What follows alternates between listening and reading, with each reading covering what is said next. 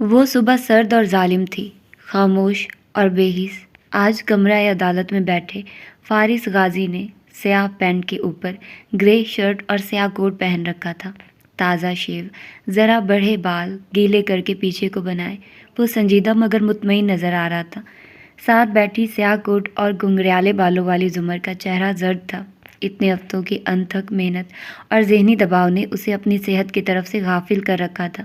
آج بھی وہ پہلے سے کمزور نظر آتی تھی۔ پچھلی کرسی پہ سیاہ کوٹ میں ملبوس احمر شفیع بیٹھا تھا۔ اس کی لا ڈگری اور لائسنس کے باعث اسے ادھر بیٹھنے کا موقع مل جاتا تھا۔ زمر کو 99% یقین تھا کہ اس کی ڈگری جعلی تھی، مگر اپنے دفاع میں وہ صرف اتنا کہتا تھا کہ بغیر لا ڈگری کے وہ سیاسی کنسلٹنٹ بن ہی نہیں سکتا تھا، اور چونکہ بات درست تھی اسی لیے وہ باز پرس نہیں کرتی تھی۔ جب فارس اٹھنے لگا تو زمر نے بے چینی سے گردن موڑ کر اسے دیکھا۔ بہت احتیاط سے گواہی دینا، پلیز، کچھ غلط مت کرنا۔ وہ اٹھتے اٹھتے واپس بیٹھا اور اسی سنجیدگی سے زمر کی آنکھوں میں دیکھا۔ میں نے 3.5 مہینے کچھ نہیں کیا، جو تم نے کہا وہ کیا، ایسا ہی ہے نا؟ زمر کا سر اس بات میں ہلا۔ میں یہاں خاموشی سے بیٹھ کر وکیلوں کی بیکار بحثیں سنتا رہا، ایسا ہی ہے نا؟ زمر نے اس کی آنکھوں پہ نظریں جمائے، اسبات میں سر ہلایا۔ اب میرے بولنے کا وقت ہے، اور ان سب کے سننے کا۔ کہتے ہوئے اس نے زمر کے پیچھے کسی کو دیکھا۔ یہ کون ہے؟ زمر نے چونک کر گردن پھیری تو استغاثہ کی کرسیوں پہ بیٹھے قیمتی نفیس سوٹ میں ملبوس آدمی کو دیکھ کر وہ ٹھہر گئی۔ یہ تو سابق پروسیکیوٹر جنرل ہے، یہ ادھر کیسے؟ فارس لاعلمی سے شانے اچکاتے ہوئے اٹھ کھڑا ہوا تھا۔ زمر نے گھوم کر احمر کو دیکھا جو نگاہیں اوپر چبوترے پہ جمائے بیٹھا تھا۔ پروسیکیوٹر جنرل ادھر کیا کر رہے ہیں؟ احمر: مجھے نہیں معلوم، غازی نے کہا تھا ان کو بلاؤ، میں نے صرف اتنا کیا، ان کی موجودگی یہاں یقینی بنائی۔ فارس نے کہا تھا۔ وہ متعجب رہ گئی، پھر واپس گھومی اور الجھن سے فارس کو دیکھا جو کٹہرے میں کھڑا حلف لے رہا تھا۔ وہ اٹھ کر اس کے سامنے جا کھڑی ہوئی، ساری باتیں ذہن سے جھٹک کر گواہی لینے لگی۔ ریکارڈ کے لیے اپنا نام بتائیے، اس نے خشک لہجے میں مخاطب کیا۔ وہ ہلکا سا مسکرا کر بولا، فارس طاہر غازی۔ نظریں زمر پہ جمی تھی۔ کیا یہ درست ہے کہ آپ کو 13 اکتوبر کی شام اپنے گھر سے گرفتار کیا گیا؟ جی۔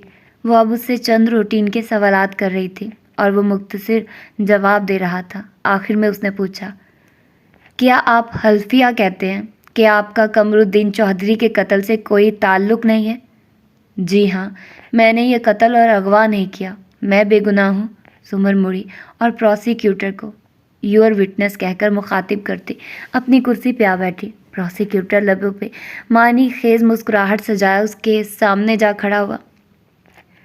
فارس غازی، آپ نے ابھی کہا کہ آپ مقتول کو جیل کے زمانے سے جانتے تھے، کیا آپ دونوں کے درمیان کوئی دشمنی، کوئی رقابت تھی؟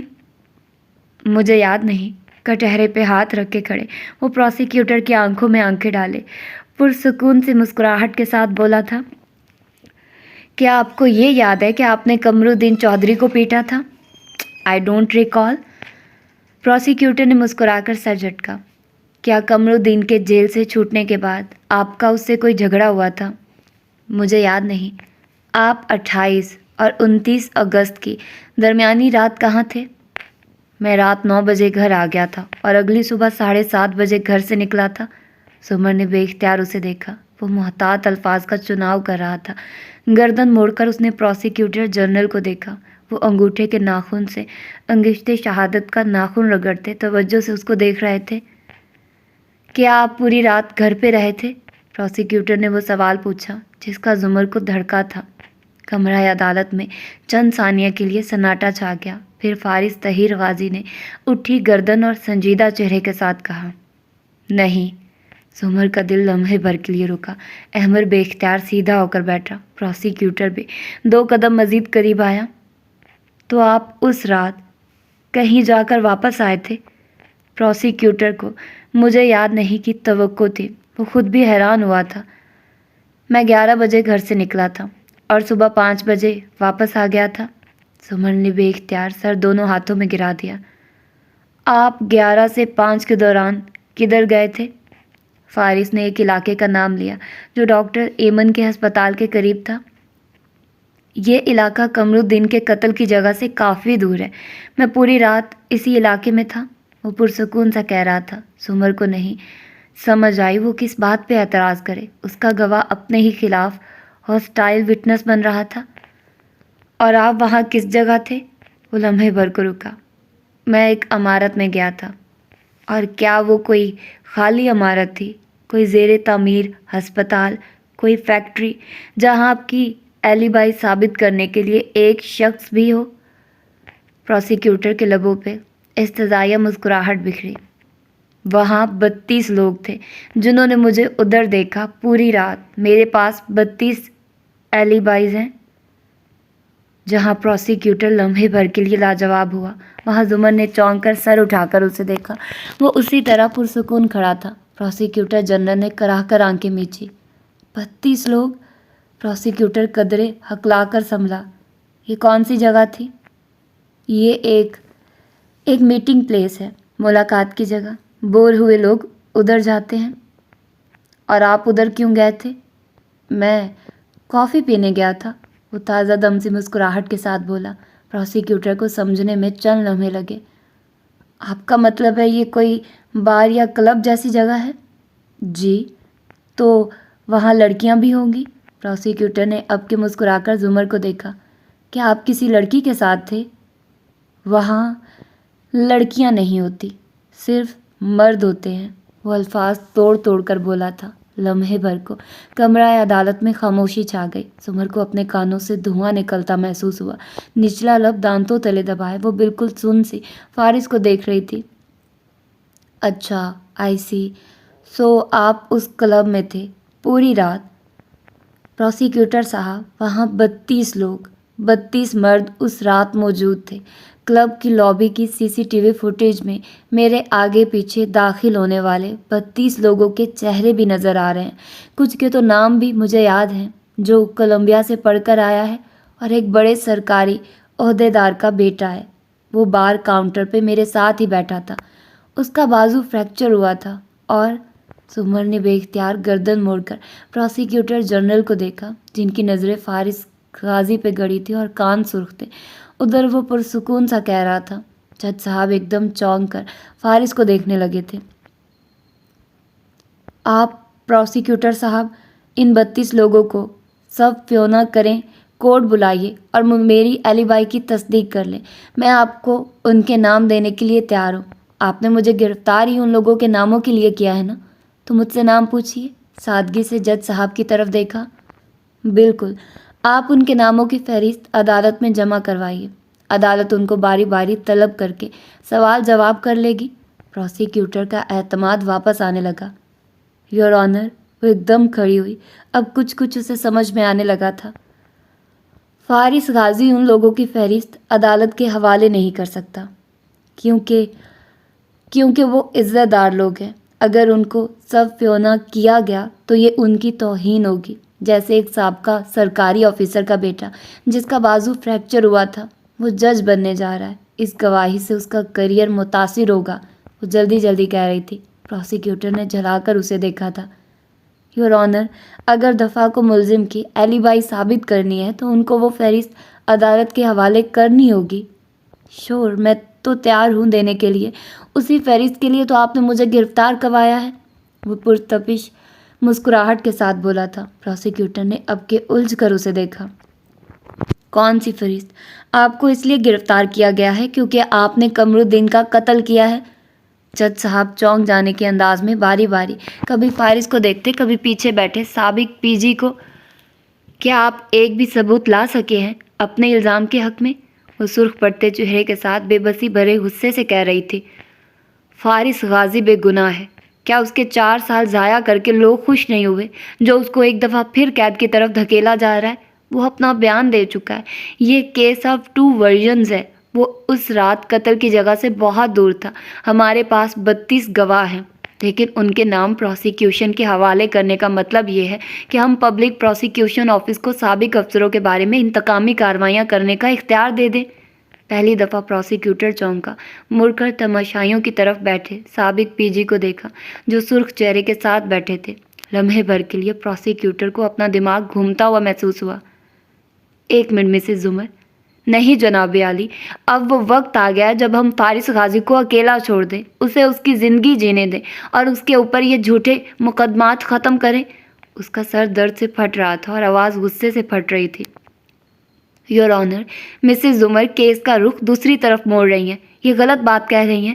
پروسیکیوٹر پراطمان نہیں لگ رہا تھا، کبھی وہ پیچھے بیٹھے پی جی کو دیکھتا، کبھی کٹہرے میں کھڑے فارس کو، اور وہ دونوں پروسیکیوٹر سے بے نیاز ایک دوسرے کو دیکھ رہے تھے، اسپاٹ گہری نظروں کے ساتھ۔ مسز زمر واقعی غلط بات کہہ رہی ہیں، جج صاحب نے برہمی سے پروسیکیوٹر کو مخاطب کیا۔ یہ 2 ورژنز کا کیس نہیں ہے، یہ فردر انکوائری کا کیس ہے۔ زمر نے بے اختیار میز پہ دونوں بازو رکھے اور چہرہ ان پہ گرا دیا، اور فارس نے آنکھیں میچ کر طویل سانس کھینچی۔ یہ ایک فشنگ ایکسپیڈیشن ہے اور مجھے اس بینچ پہ بیٹھے شرم آ رہی ہے کہ پبلک پروسیکیوشن آفس انتقامی کارروائیوں کے لیے اس حد تک گر سکتا ہے۔ جناب عالی، یہ سچویشن کو مینیپولیٹ کر رہے ہیں۔ پروسیکیوٹر بوکھلا کر احتجاج کرنے لگا، مگر جج صاحب نے غصے سے ہاتھ اٹھا کر اسے خاموش رہنے کا اشارہ کیا۔ سرکاری آفس نے اس کیس میں اپنی ذمہ داری درست طریقے سے انجام نہیں دی۔ آپ کے گواہوں کے بیانات میں جھول ہے، شواہد ناکافی ہیں، شریک جرم کریڈیبل نہیں ہے۔ آپ نے 3.5 ماہ سے ایک ایسے آدمی کو زیر حراست رکھا ہوا ہے جس کو مقید کرنے کے لیے آپ کے پاس ناکافی ثبوت کے علاوہ کچھ نہیں ہے۔ وہ شدید برہمی سے کہہ رہے تھے اور پروسیکیوٹر لب کاٹتا سننے پہ مجبور تھا۔ ان 32 لوگوں کو کورٹ میں گھسیٹنے کی میری نظر میں کوئی ضرورت نہیں ہے۔ عدالت فارس غازی کے بیان سے مطمئن ہے اور سیکشن 249 CRPC کے تحت فارس غازی کو ناکافی شواہد کے باعث باعزت بری کرنے کا حکم دیتی ہے، اور پبلک پروسیکیوشن آفس کو انتباہ کرتی ہے کہ اس قسم کے اوچھے ہتھ کنڈوں پہ اتر آنے سے گریز کریں تو یہ موجودہ پروسیکیوٹر جنرل کی صحت کے لیے بہتر ہوگا۔ شدید غصے اور ناگواری سے کہہ کر جج صاحب نے اپنا ہتھوڑا زور سے میز پہ دے مارا۔ پیچھے بیٹھے سابق پی جی نے آنکھیں میچ کر گہری سانس لی اور پھر فارس کو دیکھ کر سر کو ذرا سا خم دیا اور اٹھ کر باہر چلے گئے۔ وہ اس کے احسان مند تھے۔ اور آپ فارس طاہر غازی، جج صاحب نے رخ اس کی طرف پھیرا۔ مجھے افسوس ہے اور شدید دکھ ہے کہ آپ کو فشنگ ایکسپیڈیشن کا شکار کر کے اتنے ماہ جیل کی سلاخوں کے پیچھے گزارنے پڑے۔ میں پبلک پروسیکیوشن آفس کو ایڈوائز دوں گا کہ وہ آپ کو معذرت پیش کریں۔ فارس نے کٹہرے کی ریلنگ پہ ہاتھ رکھے اٹھی گردن اور زخمی آنکھوں کے ساتھ بس اتنا کہا، آپ کا شکریہ یور آنر، لیکن ان کو معافی میری زندگی کے سوا 4 سال نہیں لوٹا سکتی۔ میرے خاندان اور دوستوں میں ہوئی میری بے عزتی اور توہین نہیں ٹھیک کر سکتی۔ میری 2 دفعہ کھو جانے والی نوکریاں عزت سے مجھے واپس نہیں مل سکتی۔ جب آپ کسی بے گناہ آدمی کو قید میں ڈالتے ہیں تو آپ اس کو معصوم نہیں رہنے دیتے۔ وہ اپنے دفاع کے لیے کسی بھی حد تک جانے کے لیے تیار ہو جاتا ہے۔ مجھے نہیں معلوم کہ کوئی خدا ہے بھی یا نہیں، کوئی قیامت آئے گی بھی یا نہیں، مگر مجھے اتنا ضرور معلوم ہے کہ بے گناہ آدمی اپنے اوپر ہونے والے ظلم کو روکنے کے لیے جو بھی کرے وہ قانوناً اور شرعاً درست ہوتا ہے۔ پھنچے ہوئے ابرو کے ساتھ وہ نیچے اتر آیا۔ زمر اس وقت ڈھیر سارا رونا چاہتی تھی، مگر وہ یہاں رو بھی نہیں سکتی تھی۔ بدقت سارے آنسو اندر اتار کر اس نے چہرہ اٹھایا اور نگاہیں جھکائے بال کان کے پیچھے اڑستے اپنے کاغذ ترتیب سے رکھنے لگی۔ وہ خاموشی کے ساتھ آ کر بیٹھ گیا۔ پروسیکیوٹر اب جج صاحب سے بات کر رہا تھا، صفائیاں، معذرتیں۔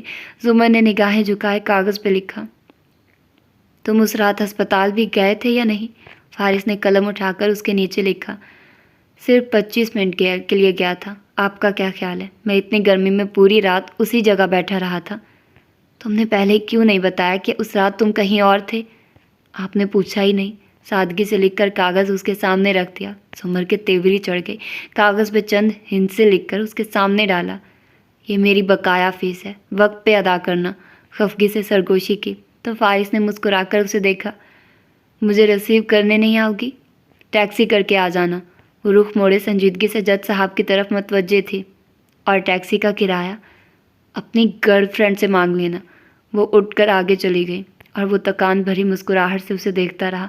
پھر گردن موڑی تو احمر ابھی تک ششدر بیٹھا تھا۔ اس کو متوجہ پا کر آگے ہوا۔ تو اس رات تم ایسی جگہ تھے جس کے بارے میں کوئی گواہی دینے کے لیے تیار نہیں ہوگا۔ واؤ، ایسے طریقے مجھے کیوں نہیں سوچتے؟ وہ محظوظ ہوا تھا۔ فارس پیچھے کو جھکا اور دھیرے سے کہنے لگا، تم نے میرے کیس کے لیے تمام انویسٹیگیشن کی، اس کے لیے اس کی فیس اس پہ لکھی ہے۔ ایمر نے فوراً سے کارڈ نکال کر اس کے سامنے رکھا۔ پلس کچھوں کے پیسے الگ ہیں، ٹیکس الگ ہے، ویکینڈ سے پہلے ادا کر دینا۔ اور وہ جو شکریہ ادا کرنے لگا تھا رک کر اس کاغذ کو پڑھنے لگا۔ ابرو بے اختیار اٹھے، باری باری فیس کے دونوں تحریری مطالبوں کو دیکھا اور پھر ماتھے پہ بل لیے۔ بہت بہتر کہہ کر خفگی سے رخ موڑ لیا۔ جس دوپہر فارس غازی واپس آیا وہ انیکسی والوں کے لیے عید کا دن تھا۔ حسینہ اور صداقت نے اچھا سا کھانا بنایا تھا۔ سیم، ندرت اور بڑے ابا اس کے ساتھ لاؤنج میں بیٹھے تھے۔ سب خوش باش اس سے باتیں کر رہے تھے۔ وہ بھی مسکرا کر ان کے سوالوں کا جواب دے رہا تھا۔ وہ تھکا ہوا مگر مطمئن لگتا تھا۔ حنین مل کر اسٹڈی میں چلی گئی تھی۔ وہ کچھ کام کر رہی تھی۔ ایسے میں صرف زمر تھی جو اب تک اس سے نہیں ملی تھی۔ اوپر اپنے کمرے میں وہ ناخن دانتوں میں دبائے ادھر ادھر ٹہل رہی تھی۔ بار بار دروازے کی طرف بڑھتی، پھر سر جھٹک کر واپس ہو لیتی۔ ذرا سی درد سے نیچے سے آوازیں صاف سنائی دیتی تھی۔ سب کو شکریہ کہہ رہا ہے، آپا آپ کا شکریہ، کھانا بھیجنے کا، انکل آپ کا شکریہ، دعا کرنے کا، صداقت تمہارا شکریہ، پتہ نہیں کس چیز کا، اور میں جو اتنے مہینے اس کے لیے خوار ہوتی رہی، میرا کوئی احساس نہیں۔ وہ خفگی سے خود سے بڑبڑا رہی تھی۔ میں زمر کو دیکھ لوں؟ وہ ایکسکیوز کر کے اٹھایا تھا۔ اب زینے چڑھنے کی آواز آ رہی تھی۔ زمر نے جلدی سے تکیوں کے غلاف اتارے، نئے غلاف نکالے، اور جس وقت وہ دروازہ ذرا سا بجا کر اندر داخل ہوا وہ مصروف سی تکیوں کے غلاف بدلتی نظر آ رہی تھی۔ السلام علیکم۔ دروازے میں کھڑے وہ ذرا سا خنخار کر بولا۔ زمر نے ایک بے نیاز اچڑتی نظر اس پہ ڈالی۔ جینز پہ سویٹر پہنے وہ تھکا ہوا مگر مطمئن لگ رہا تھا، اور تکیے کو نئے کور میں ڈالتے ہوئے مصروف انداز میں بولی، نمبر 1، میں نے تمہارے لیے جو بھی کیا ٹیم پارٹنر سمجھ کر کیا۔ نمبر 2، میں اب بھی نہیں بھولی کہ تم نے مجھے استعمال کر کے جیل توڑنی چاہی تھی۔ نمبر 3، مجھے تمہاری ریسٹورنٹ والی باتیں بھی یاد ہیں۔ نمبر 4، تم جب چاہو ڈائیورس پیپرز بنوا لو، اگر میرے پاس حق طلاق ہوتا تو میں خود بنوا لیتی۔ نمبر 5، میں مزید تمہارے ساتھ نہیں رہنا چاہتی، اس لیے میں نے اپنا سامان نیچے اسٹڈی روم میں شفٹ کر دیا ہے، یہ کمرہ اب صرف تمہارا ہے۔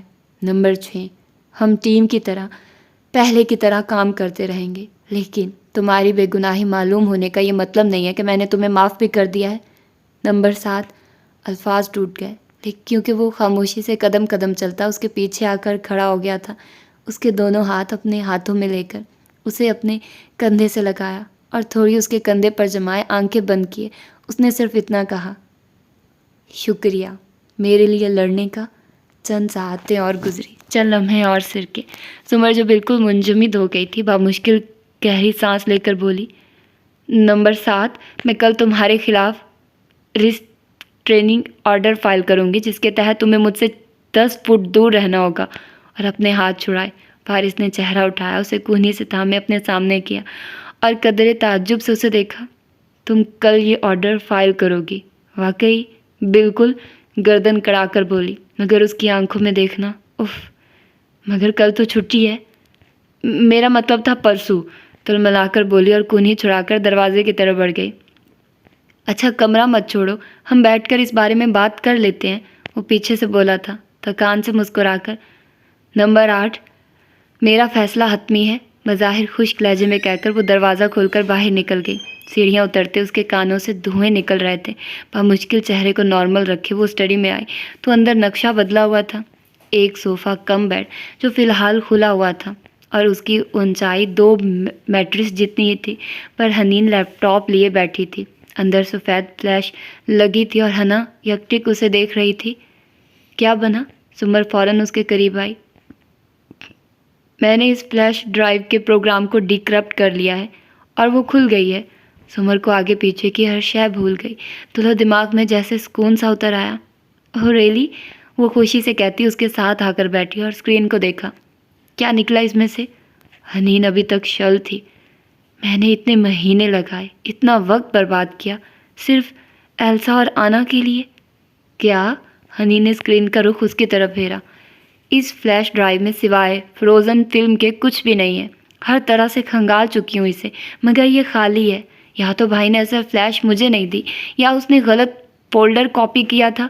وہ ابھی تک سن تھی۔ اوہ نہیں! سمر نے نرحال سی ہو کر سر پیچھے کو گرا لیا اور کسرے کاردار کے لاؤنج میں جواہرات کاردار غصے سے ادھر ادھر ٹہل رہی تھی۔ اس کی رنگت مارے غضب کے سیاہ پڑ رہی تھی، جبکہ صوفے پہ بیٹھا ہاشم گردن پیچھے کو پھینکتا ہنستا جا رہا تھا۔ جواہرات نے رک کر ناپسندیدگی سے اسے دیکھا۔ وہ رہا ہو کر ہمارے سروں پہ پھر سے پہنچ گیا ہے اور تم ہنس رہے ہو؟ اس نے وٹنس اسٹینڈ پہ کھڑے ہو کر ایڈوکیٹ جنرل کو بلیک میل کیا۔ ہاں ہاں، ناؤ دیٹس کول۔ وہ ہنس رہا تھا۔ سمر کو تو میں دیکھ لوں گی، تم مجھے بتاؤ اب ہم اس کو دوبارہ کیسے جیل بھیجیں؟ اب پبلک پروسیکیوشن آفس میں کوئی اس کو پروسیکیوٹ نہیں کرنا چاہے گا۔ میں نے آپ سے کہا تھا کہ اس جلدی چلوانے کی کوشش نہ کریں، لیکن خیر۔ ہنستے ہنستے وہ پل بھر کو رکا اور محظوظ انداز میں جواہرات کو دیکھا۔ میں مزید اس کو جیل میں نہیں بھیجنا چاہتا، اس کو صرف ایک شخص اندر کروا سکتا تھا۔ کرنل خاور، اب مزید کوشش نہ کیجیے، وہ ہمارے لیے خطرہ نہیں ہے، نہ بن سکتا ہے۔ اب موو آن کرنے کا وقت ہے، اچھے کام کرنے کا وقت ہے۔ کوٹ کا بٹن بند کرتا اٹھا۔ میں ممی ایک اچھا انسان بننا چاہتا ہوں، میں راستہ تبدیل کرنا چاہتا ہوں، اس لیے پرانی دشمنیاں چھوڑ کر آگے بڑھیے۔ ماں کا شانہ تھپک کر وہ آگے بڑھ گیا۔ جواہرات وہیں کھڑی کلستی رہی، پھر کمرے میں آئی، دروازہ مقفل کیا اور فون ملایا۔ مجھے اچھی خبر کب سناؤ گے پھنسی؟ زہر خن لہجے میں وہ بولی تھی۔ آج رات کام ہو جائے گا، پہلے سعدی اور پھر خاور۔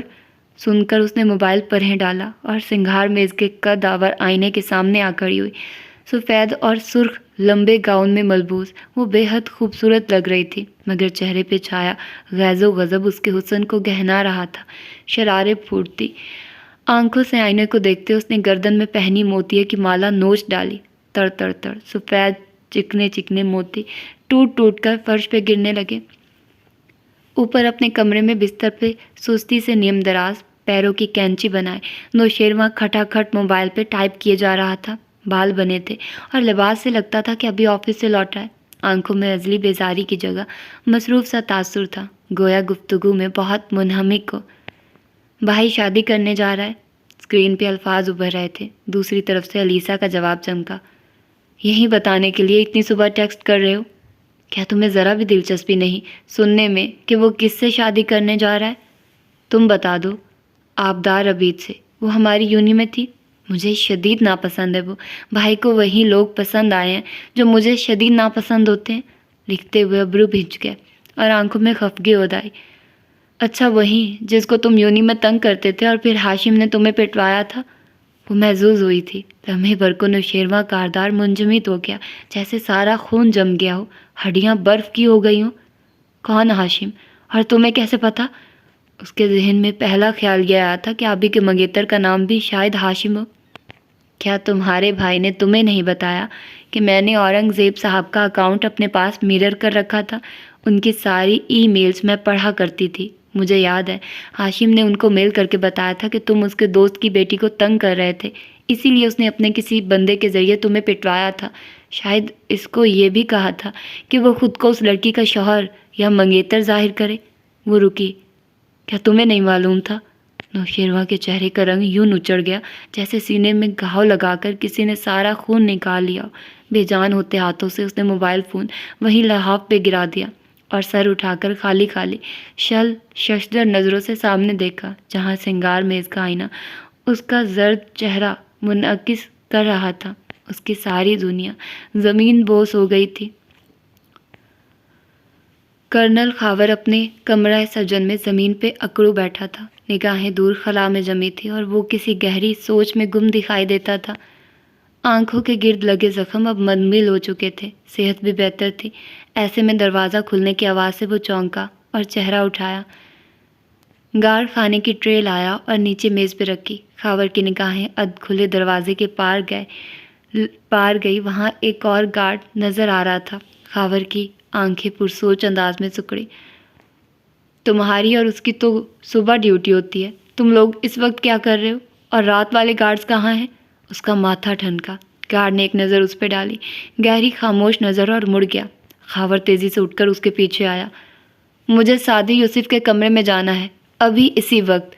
وہ چونکا ہوا لگتا تھا مگر گارڈ نے ایک دم پیچھے مڑ کر ایک زوردار مکہ خاور کے جبڑے پہ دے مارا۔ حملہ غیر متوقع تھا، وہ تیورا کر پیچھے کو گرا۔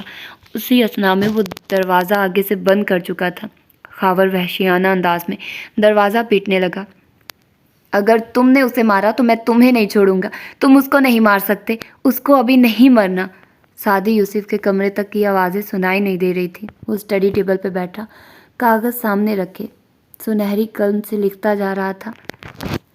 میں پناہ مانگتا ہوں اللہ کی دھتکارے ہوئے شیطان سے۔ سیاہ ٹی شرٹ میں ملبوس اس لڑکے کے تازہ شیمپو کیے بال گیلے اور سلیقے سے پیچھے کو بنے تھے۔ وہ گردن ترچھی کیے منہمک سا قلم کاغذ پہ رگڑ رہا تھا۔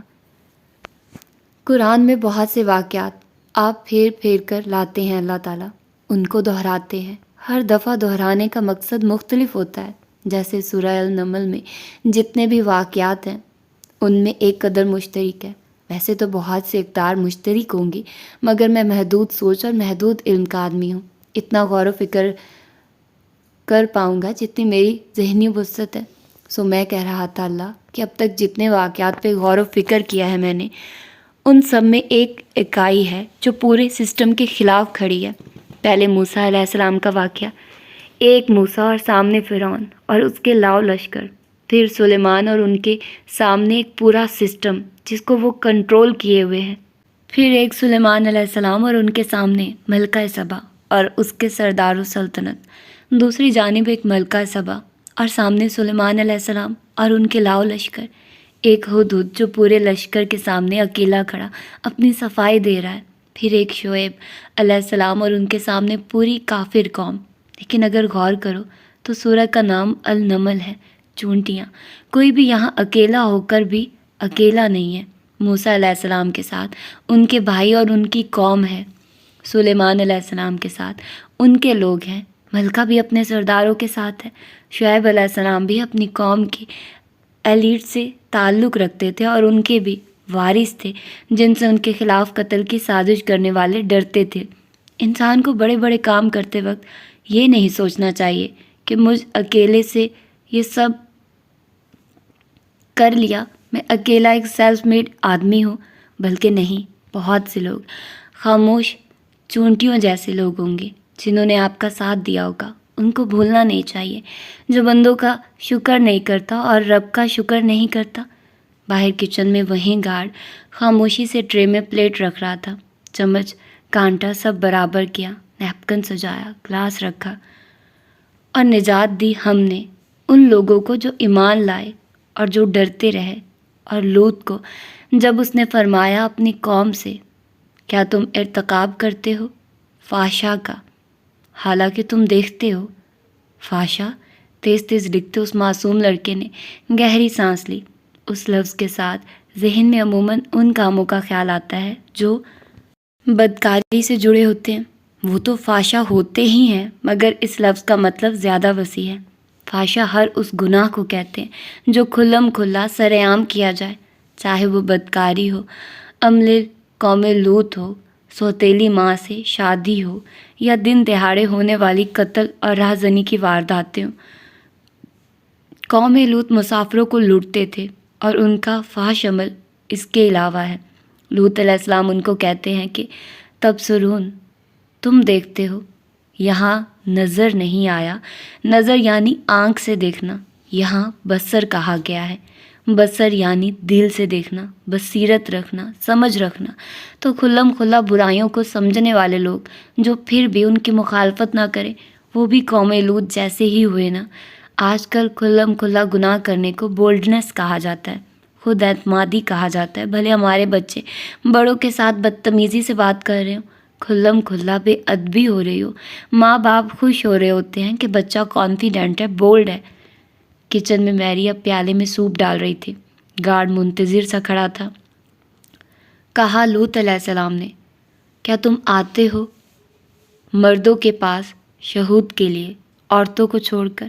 بلکہ تم ایک قوم ہو جو جہالت برتتے ہو۔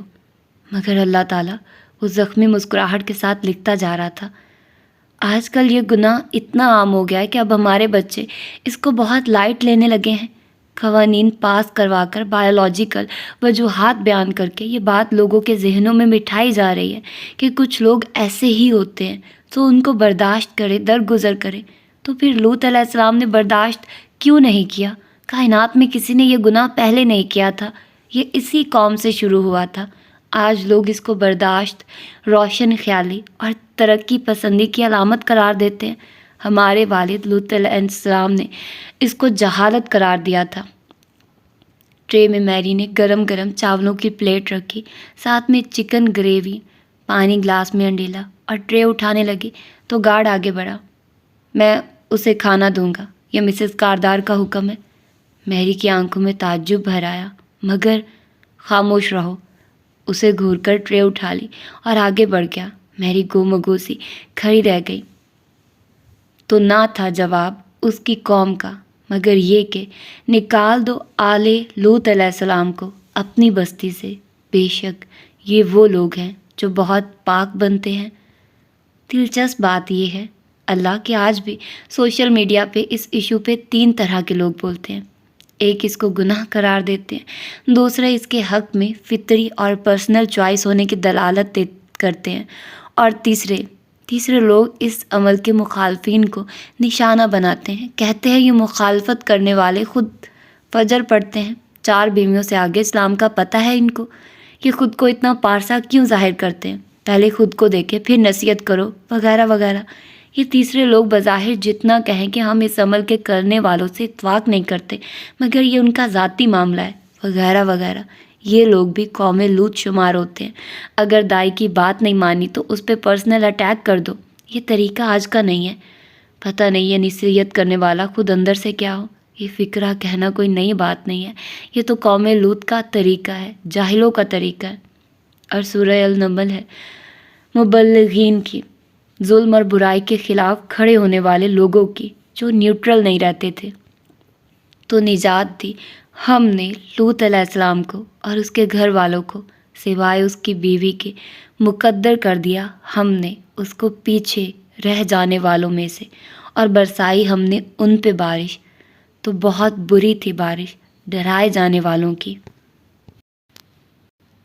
سعدی لکھ رہا تھا، کچن میں ہونے والی سرگرمی سے بے نیاز انسان اسی کے ساتھ ہے جس سے وہ محبت کرتا ہے۔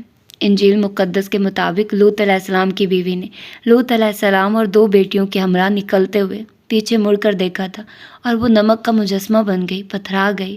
وہیں سے وہ پیچھے مڑ کر نہ دیکھنا، پتھر کے ہو جاؤ گے والی اصطلاح نکلی ہے۔ جو گناہ آج لوگوں کو اتنا ہلکا لگتا ہے، پرسنل چوائس لگتا ہے، وہ اتنا سخت ناپسندیدہ ہے اللہ کے نزدیک کہ الہامی کتب میں آتا ہے جبرائیل نے اپنے پر پہ اس پوری بستی کو اٹھایا، آسمان تک لے کر گئے اور واپس پٹخ دیا۔ وہ زمین میں دھس گئے، ان پر پتھروں کی ٹارگیٹڈ بارش برسی۔ ہر شخص کے اوپر وہ پتھر آ کر لگا جس پہ اس کا نام منقش تھا۔ آج اس جگہ پہ بحر مردار ہے جہاں کوئی ذی روح نہیں رہ سکتا، جہاں پانی کے اندر اتنے برسوں بعد بھی کوئی زندگی نہیں ہے، نہ زندگی پل سکتی ہے۔ یہ اتنے بڑے گناہ تھے اور آج لوگ۔ قلم خشک ہونے لگا، اس نے رک کر قلم چرکا، پھر لکھا، بے سود۔ اس کا موڈ خراب ہونے لگا۔ لکھنے کے لیے سب سے ضروری چیز ایک اچھا قلم ہوتی ہے۔ سعدی نے خفگی سے اس کے اوپر کے کلپ دیکھے، وہاں 4 بٹن تھے۔ اس نے موجودہ نب کا بٹن واپس اوپر کر دیا اور دوسرا گرایا۔ لکھا تو وہ سرخ لگتا تھا۔ اس نے تیسرا بٹن دبا کر تیزی سے نب نکالی، وہ نیلی تھی اور سعدی کو صرف سیاہ روشنائی پسند تھی۔ اس نے چوتھے بٹن کو نیچے کیا تو اندر سے باریک سی نب نکلی۔ وہ اسے لکھنے لگا، پھر غور سے دیکھا، وہ نب نہیں تھی، سوئی کی طرح تھی، تیز دھار آلے کی طرح۔ اس کو آبدار کی آنکھوں کا اشارہ یاد آیا، وہ رک کر سوچنے لگا۔ تبھی دروازہ کھلا تو اس نے جھٹ قلم مٹھی میں دبا لیا اور یوں ظاہر کرنے لگا گویا اپنا لکھا پڑھ رہا ہے۔ گارڈ نے دروازہ بند کیا، ٹرے لا کر رکھی، باری باری چیزیں نکال کر میز پہ سجائی، پھر سعدی کی طرف پشت کیے، جیب سے زنجیر کا ٹکڑا نکالا۔ وہ خاور کو باندھی گئی زنجیروں سے مشابہت رکھتی تھی، اس پہ خاور کا خون اور DNA موجود تھا، اور گارڈ کے ہاتھوں پہ دستانے چڑھے تھے شفاف باریک دستانے. وہ ایک دم پلٹا اور پیچھے سے آ کر سعدی کی گردن میں وہ زنجیر ڈالی. بلکہ ڈالنی چاہی مگر سعدی تیزی سے آگے کو جھکا اور خود کو کرسی سمیت دائیں جانب گرایا. گارڈ کے ہاتھ میں اس کی شرٹ کا پچھلا حصہ آیا تھا. وہ اس کو کھینچتے ہوئے زمین پہ گرانے لگا. سعدی نے میری کوئی ہے چلاتے ہوئے ہاتھوں اور پیروں سے اس کو پرے دھکیلنا چاہا مگر گارڈ کا زور بہت زیادہ تھا. وہ گھٹنا سعدی کے سینے پہ رکھے پوری قوت سے اسے نیچے گرائے رکھے زنجیر اس کی گردن میں ڈالنے کی کوشش کر رہا تھا اور سعدی مسلسل سر دائیں بائیں ہلاتے ہوئے خود کو چھڑانے کی کوشش کر رہا تھا. پوری قوت لگاتے ہوئے گارڈ کا چہرہ سرخ پڑ رہا تھا. سعدی نے بھی اتنی ہی قوت سے اس کے ہاتھوں کو پکڑ کر پرے ہٹایا اور اس سے پہلے کہ اٹھتا گارڈ نے زور کا مکہ اس کے جبڑے پہ رسید کیا. سعدی کا دماغ بھی گھوم گیا اور چہرہ بھی. اور جب چہرہ بائیں جانب گھوما تو اسے دھندلا سا نظر آیا. سنہری پین ساتھ میں گرا پڑا تھا. اس نے ہاتھ بڑھایا پھیلایا. قلم چند انچ دور تھا.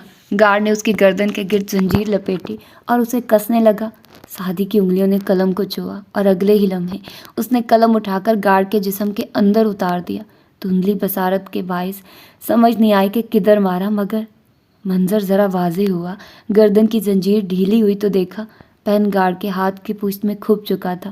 زنجیر گارڈ کے ہاتھوں سے پھسل گئی اور وہ ایک جھٹکے سے اٹھ کھڑا ہوا. اگلے ہی لمحے گھٹنوں کے بل زمین پہ گرا. سعدی نے زنجیر گردن سے نکالتے لڑکھڑا کر کھڑے ہوتے اسے دیکھا. گھٹنوں کے بل بیٹھا گارڈ سعدی کو دیکھ رہا تھا. اس کی رنگت سفید پڑ رہی تھی اور آنکھوں میں ایک شل سا تاثر تھا. منہ سے یکایک جھاگ نکلنے لگی اور وہ منہ کے بل نیچے گرا. سعدی ایک لمحے کے لیے تو منجمد ہو گیا پھر تیزی سے اس کے اوپر جھکا. Don't die. جلدی سے اسے سیدھا کیا اور اس کا چہرہ تھپ تھپایا. گارڈ ابھی تک سعدی کو دیکھ رہا تھا. مرنا مت پلیز مرنا مت. وہ وحشت سے اس کو جھنجھوڑتے کہہ رہا تھا. گارڈ کی متعجب آنکھیں سعدی پہ جمی تھی. وہ اتنی حیران اتنی ششدر آنکھیں تھی کہ سعدی کا دل بند ہونے لگا. اور ان آنکھوں میں روشنی بھی تھی زندگی کی رمق. اور پھر سعدی نے دیکھا لمحوں میں روشنی کی وہ جوت بجھ گئی. گارڈ کا جسم ٹھنڈا نیلا پڑ گیا بے جان بالکل سرد. یہ وہ پہلا قتل تھا جو سعدی یوسف نے کیا تھا اور یہ وہ پہلی رات تھی جب سعدی یوسف نے سعدی یوسف کو کھو دیا تھا. اور یہ تھا اس کا چھوٹا سا لاسٹ پارٹ. ہوپ سو کہ آپ لوگوں کو پسند آیا ہوگا. تو پھر ملتے ہیں اس کے نیکسٹ پارٹ میں. اپنا ڈھیر سارا خیال رکھیے گا. اللہ حافظ.